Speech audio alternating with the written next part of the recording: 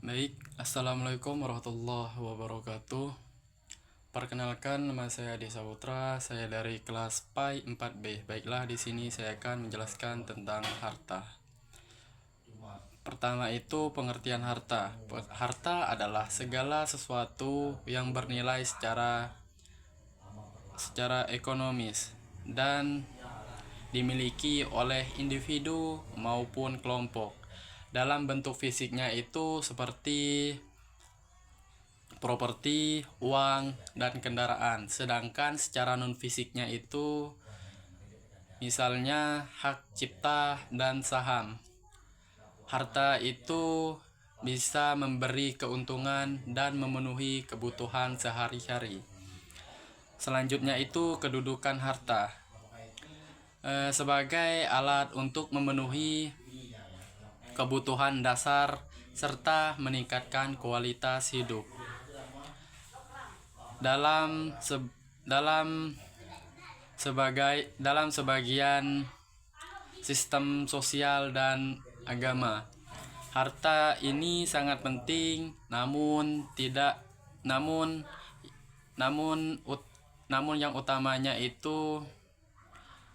tujuan utamanya itu bukan itu. Namun tujuan utamanya bukan itu untuk hidup, melainkan untuk mensejahterakan diri sendiri dan orang lain. Selanjutnya itu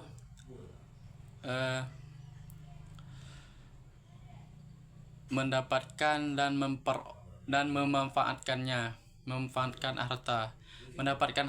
Mendapatkannya itu kita bisa dari kerja keras, usaha legal, warisan, hadiah.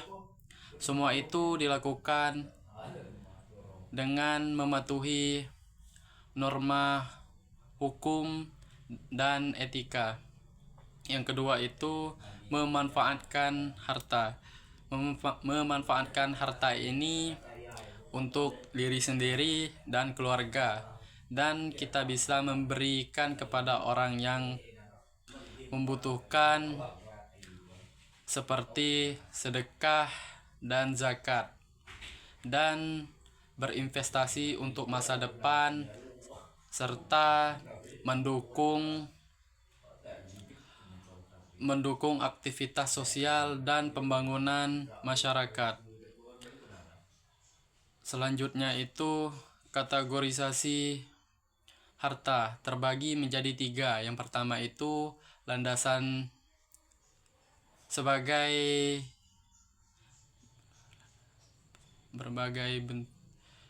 berdasarkan bentuk, berdasarkan fungsi, dan berdasarkan kepemilikan. Berdasarkan bentuk ini secara fisiknya seperti tanah, bangunan, dan barang dagangan. Sedangkan secara non fisiknya itu seperti hak paten, merek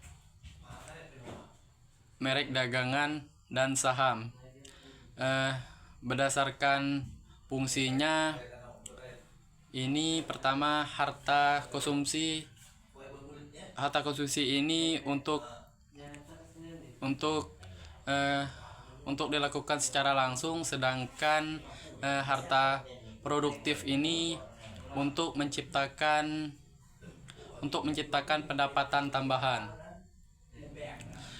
Dan selanjutnya itu berdasarkan kepemilikan. Berdasarkan pemilikan itu pertama hak milik pribadi, hak milik keluarga, hak milik umum, dan hak milik negara. Yang terakhir itu fungsi harta. Fungsi harta itu terbagi menjadi 5. Yang pertama sebagai alat untuk memenuhi kebutuhan standar dan sekunder, memenuhi kebutuhan dasar dan sekunder. Yang kedua itu sebagai sumber daya untuk memperkembangkan usaha dan perekonomian. Yang ketiga itu sebagai cara untuk mengamankan finansial dan masa depan. Yang keempat itu sebagai sarana untuk berkontribusi terhadap kesejahteraan masyarakat dan dalam bidang amal dan sosial. Yang terakhir itu sebagai bentuk pengakuan dari hasil usaha dan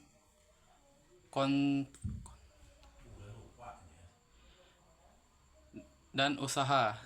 Cukup hanya itu yang dapat saya sampaikan. Kurang lebihnya mohon maaf. Kepada Allah saya mohon ampun. Kepada teman-teman yang menonton, semoga bermanfaat dan mendapatkan ilmunya. Saya sekali lagi memohon maaf atas ada salah kata ataupun perkataan saya yang tidak berkenan di hati teman-teman. Saya akhiri. Wassalamualaikum warahmatullahi wabarakatuh.